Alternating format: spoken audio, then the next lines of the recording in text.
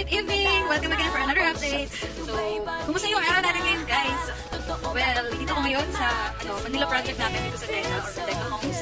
So, as you all know, I am now a real estate agent. So, from being a private teacher sa Samar, and then ngayon, naging real estate agent na. Since may nakita kasi akong malaking opportunity dito. So, andito na ako sa real estate. Kasi kung hindi nyo pa alam yung live update natin. Chika lang, guys. Chika! Ano ba yung chika na yan? So, ayun, guys. May chika kasi ako sa inyo.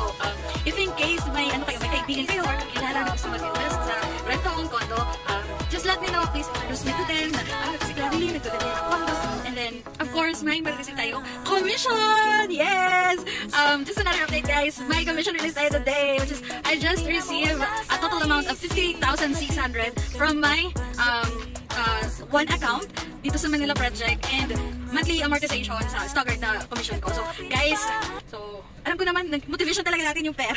So, here is it! Yes, my motivation.